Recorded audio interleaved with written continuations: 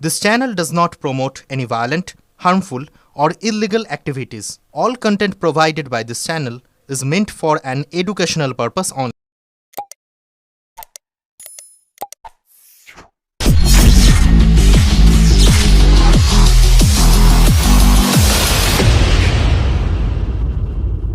প্রশ্ন করলে কি বলবো? কিসের চিঠি? এই যে বিধায়কের সই সম্বলিত চিঠি আজকে কেন?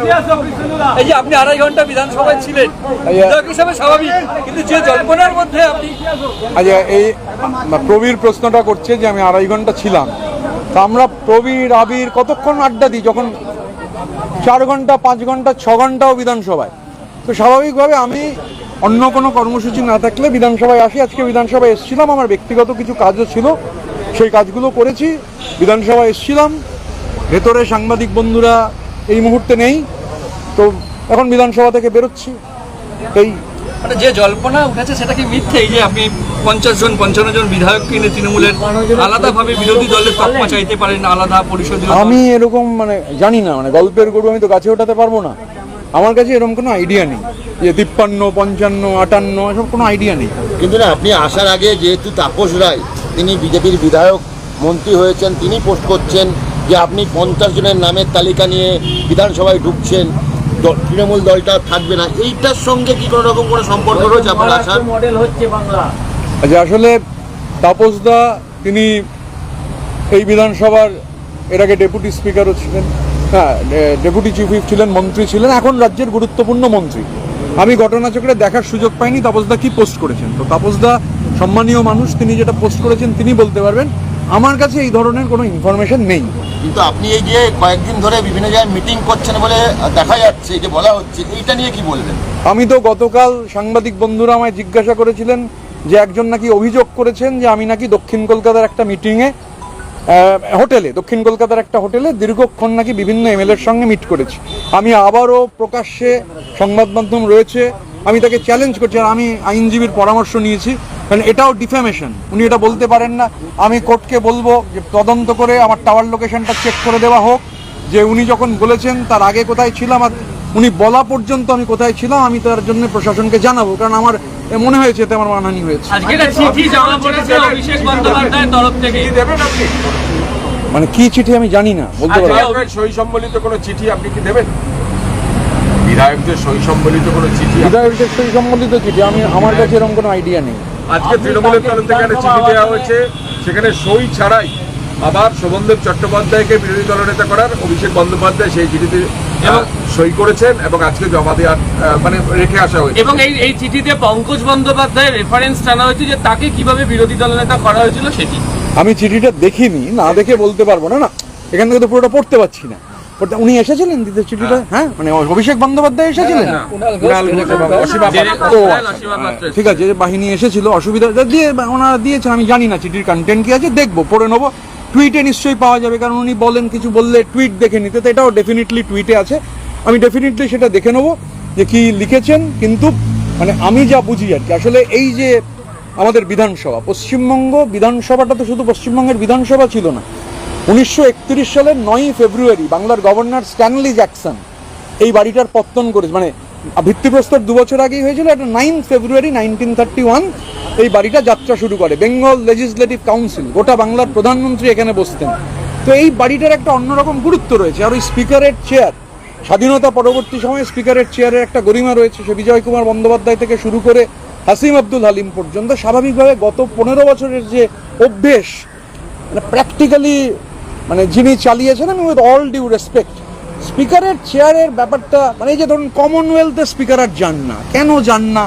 কমনওয়েলথে স্পিকারের যাওয়া বন্ধ হয়ে গেল পশ্চিমবঙ্গের বিধানসভা। এটা আমার ধারণা একটা অভ্যেস পরিণত হয়েছিল।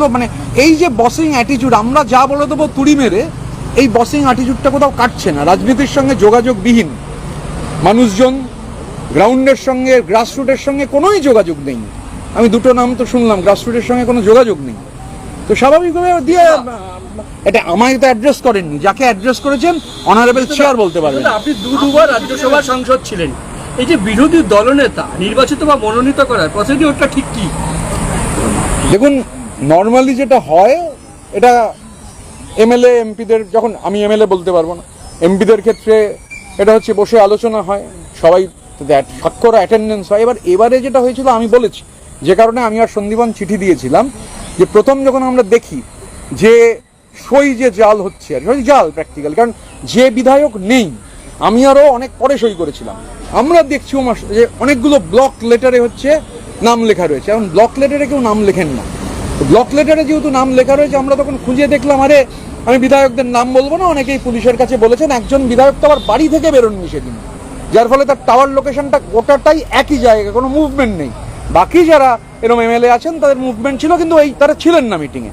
স্বাভাবিকভাবে ধরুন ওই ব্যাক ডেটে আমরাই তো সই করেছি, আমরা তো 19 তারিখে করেছি। আপনি যদি বলেন কেন করেছেন, ওখানে পরিবেশ পরিস্থিতি ছিল, করেছি, আমরা করতে হয়েছে। কিন্তু সেখানে করতে গিয়ে দেখি যে সই একরকম, সই এক জিনিস, যে এমএলএ নেই সেই এমএলএদের নাম ব্লক লেটারে লেখা হয়ে যাচ্ছে। এবং আমার যে চিঠিটা সেটা তো পাবলিক ডোমেনে এসেছে, মানে আমাদের যে চিঠিটা আমার আর সন্দীপনের পাবলিক ডোমেনে সেটা আছে।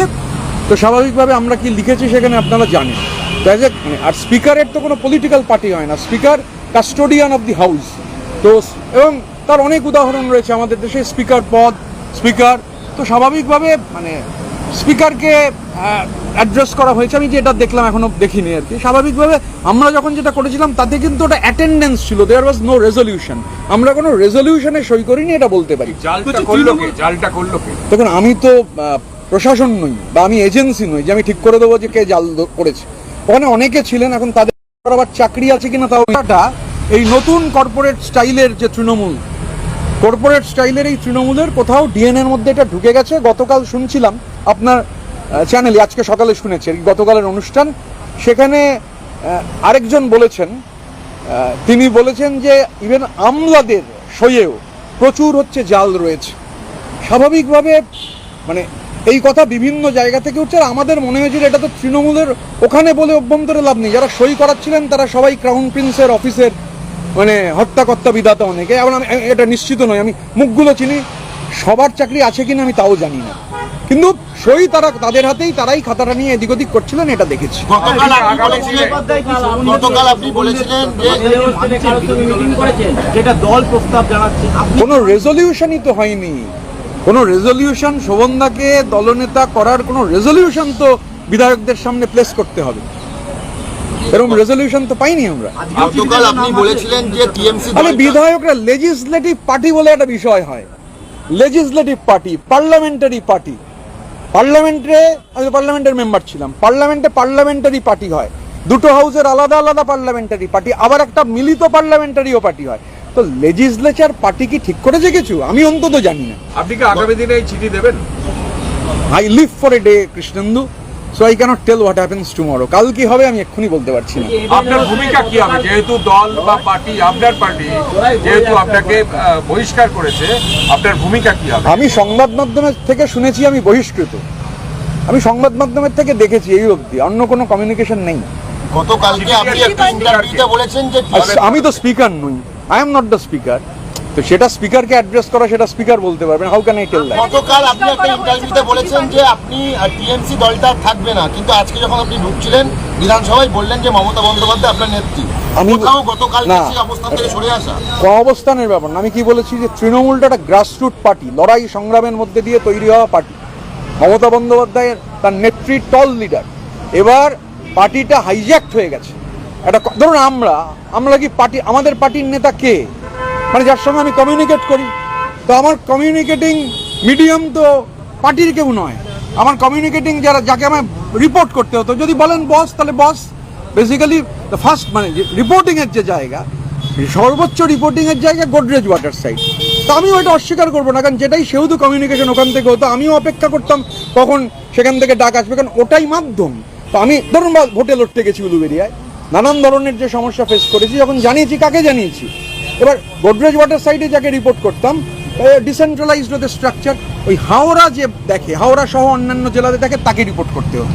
স্বাভাবিকভাবে পার্টির মানে একটা পার্টিতে তো পলিটিক্যাল লিডার বা একটা পলিটিক্যাল কালচার থাকবে, সেই পলিটিক্যাল কালচারের বদলে একটা কর্পোরেট কালচার, এটা সবাই জানেন, এটা নিয়ে নতুন করে কিছু বলার নেই। আপনি যে কথা বলছেন বা থিওরির কথা বলছেন, যে বিধায়করা নির্বাচিত হয়েছেন তৃণমূলের মধ্যে, কত সংখ্যক বিধায়ক আপনার মতকে সমর্থন করছেন সেটা তো আমি আমার আর সন্দীপনের দায়িত্ব নিতে পারি আজকে আমি অন্য কারোর দায়িত্ব নেবো না।